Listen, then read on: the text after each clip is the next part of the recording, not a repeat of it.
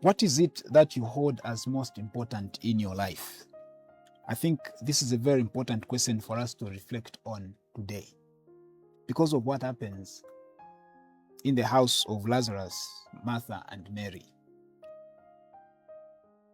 Is it material things that you regard as most important? Is it God? Is it the church? Is it family? Is it friendship? What is it that you are even ready to die for? That you tell yourself, for this, I think I'm even ready to die. Or maybe there is nothing that you hold as important enough to die for. This is what happens in the house of Mary, Martha, and Lazarus. Jesus is at table, and Mary decides to bring oil of great value, let us say, very expensive oil, to anoint his feet. And we are told that the fragrance, the aroma of this oil, or is it lotion, fills up the house. Judas Iscariot is seated there looking at what is happening. While Mary sees value in the act that she does for Jesus, Judas sees wastage. He says, you see, you're wasting this. This could have been sold so that the money is given to the poor. He sees wastage in that. But the gospel also tells us that he is saying this not because he cares about the poor. The issue is not about the poor. Judas is the treasurer of the camp of Jesus. He keeps the money. He has the money box, chola. He's the one that has that bag. So he wants that oil to be sold so that the money, when it comes and it hits the money box, oh my God, that is going to be already Easter for him. Then he can use that money to celebrate himself, to waste it, to eat it, the money that does not belong to him. I'm putting it this way so it doesn't sound so bad. The gospel makes it sound bad because it is very direct. He's a thief. That's the language in the gospel. He's a thief. He does not care about the poor. He's just a thief. He wants to eat the money that does not belong to him. But Mary, the other side, regards the presence of Jesus in her house as the most important, such that Jesus even deserves the most important oil. And that's why she brings it and begins to anoint his feet with it. That's why we started with the question, what is the most important thing in your life? For some of us, the most important thing is anything material. Talk about money. Talk about property.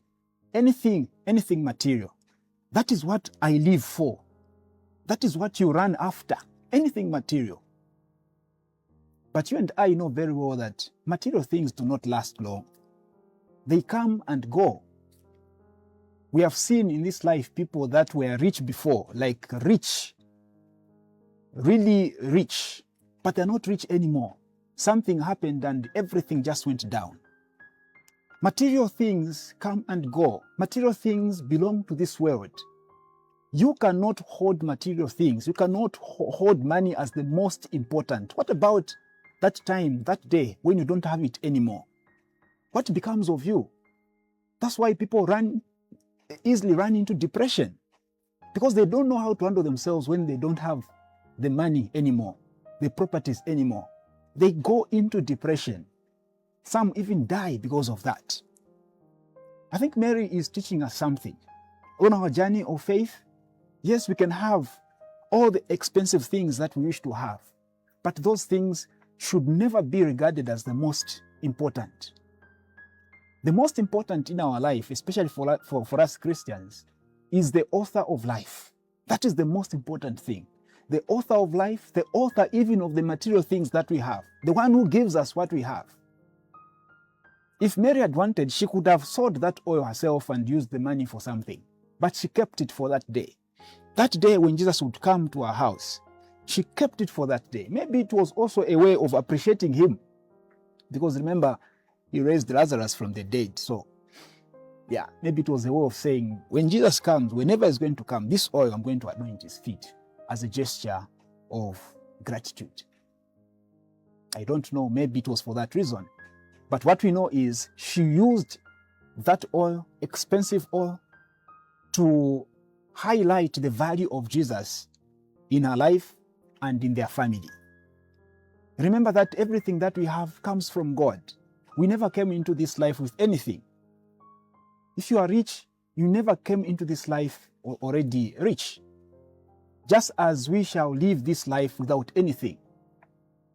And so, when property is not there, when money is not there anymore, there should still be something that should remain with us, which should keep us going, and that is God. You can be physically poor, but when you have found God, even in your poverty, when you have learned to search for God and find Him in your poverty, you have the most precious thing that you ever need. And that is why Mary anoints the feet of Jesus. So we come back to the question, what is it that you regard as most important in your life, such that you should even be ready to die for it? On one side, there is property. On the other side, there is God. You and I today have the opportunity to choose where we want to tilt towards. Is it towards money, towards God? As we begin, or as we continue to reflect on the Passion of Christ this Holy Week, each one of us has an opportunity to choose where we want to be. We pray for ourselves that this Holy Week becomes a moment of grace in which we choose God over anything else.